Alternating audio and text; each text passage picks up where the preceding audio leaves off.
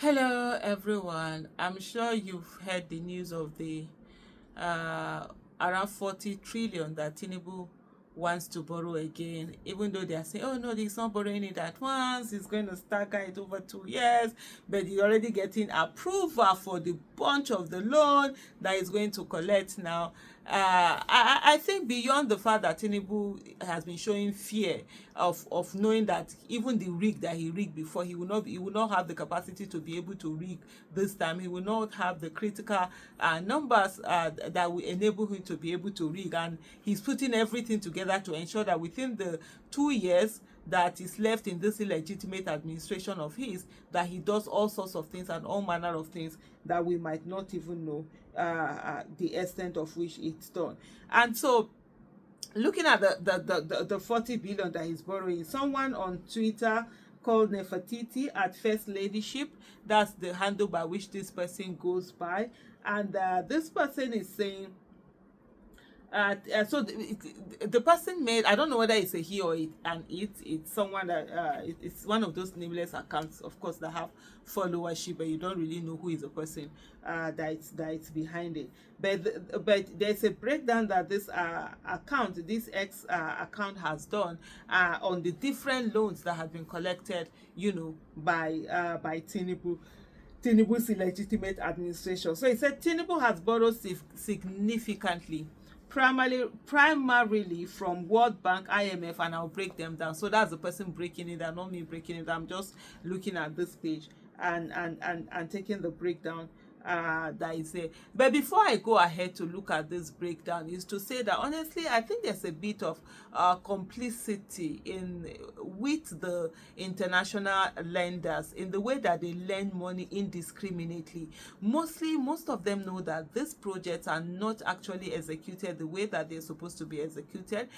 There's a whole lot of corruption going on, and some of these projects are conduit pipe. Yet there's always a willingness to give monies that are going to be borrowed, and there is no clear path on what is it that you're borrowing this money for that will lead, what is it going to bring, how is it going to how do I put it now? How is it going to repay this loan? For example, if you're collecting a loan of 1 naira, right? Whatever it is that you're going to use that 1 naira for, whether it's in your personal business or in the nation's business, is that whatever it is that you're going to use this 1 naira that you have borrowed should be able to generate something for you to pay back that 1 naira. But most times what we have are just things that are not going to, even when you talk, some people might say, oh, but there are certain things that it's not immediate, you can't pay them back, or it's not immediate. For example, if you're looking at, for example, education, if monies have been borrowed in terms of revamping the education, not just the one that they just build these buildings that there are no students, you see a lot of empty classrooms. Meanwhile, children are out on the streets, they can't even afford to go to this classroom. And even when you have people in some of these classrooms that they build, the curriculum are so outdated that the children are not really getting anything out of it. But because the building of the classroom, where you have these capital intensive projects where they are able to bring in projects, and then they can add something, maybe something is being built for 2 billion. Hey, you can easily add in 250 million to it, or maybe 500 million, or even sometimes they are so brazen they can even have up to a 1 billion and take it away. Unlike, for example, when you're building a curriculum,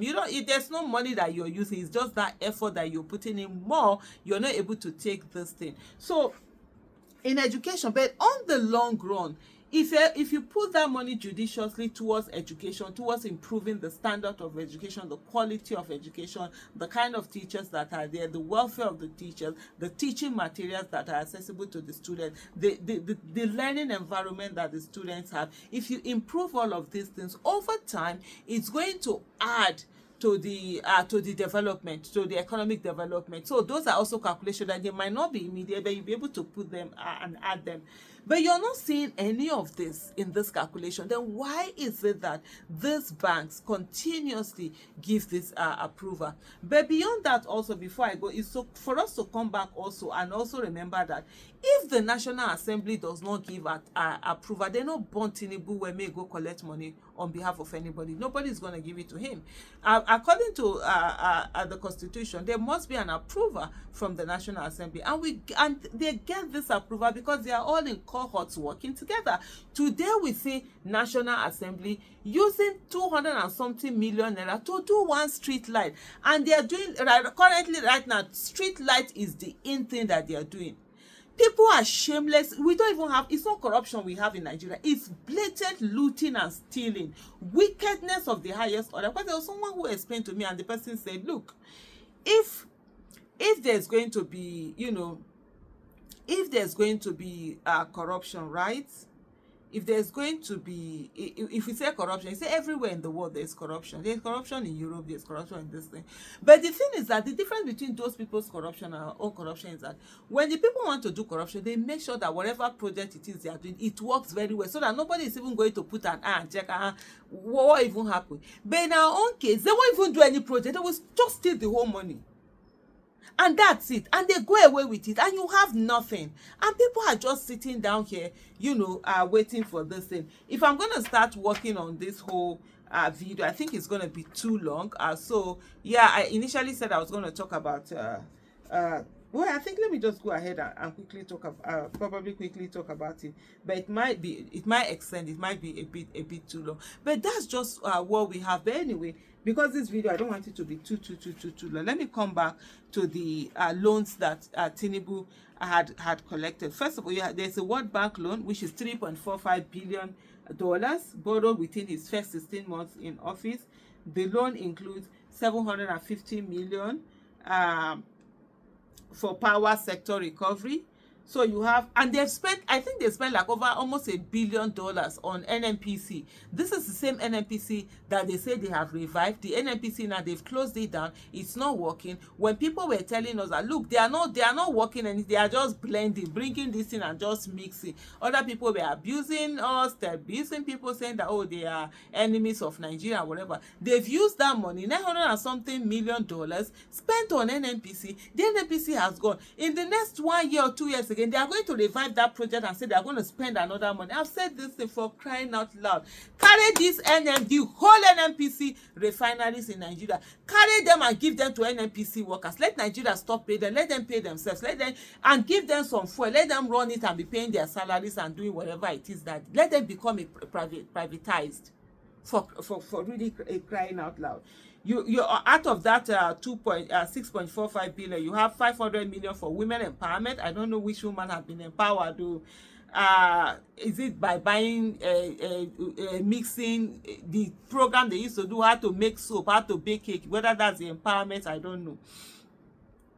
800 million to support the safety net, 2.7 billion including 750 million for power sector recovery and 750 million for renewables, 3.75 billion for 5 projects including 1.5 billion for economic stabilization reforms, 750, all these things I'm talking, they're in dollars. So 750 million for resource mobilization reform, 700 million for girls education, and 70 million grant dollars. And then IMF principal on Buhari's 3.4 billion loan include domestic borrowing. Federal government has significant domestic borrowing obligations through bond instruments, and it's approximately 20.9 trillion. I said the rubber stamp Akpabio approved the securitization of 7.3 trillion ways and means. The total external debt stood at $46 billion by December 2024, but it far exceeds $50 billion when you add these ongoing borrowings. Now your total national debt, FG and state, is currently at 144 trillion naira, excluding the 21.5 billion dollars, 15 billion yen, 2.1 billion euros, and 2 billion foreign but now borrowing request. That's the request that is now being made. You see, these politics that we say we will not be part of, it is the thing that will kill us the most.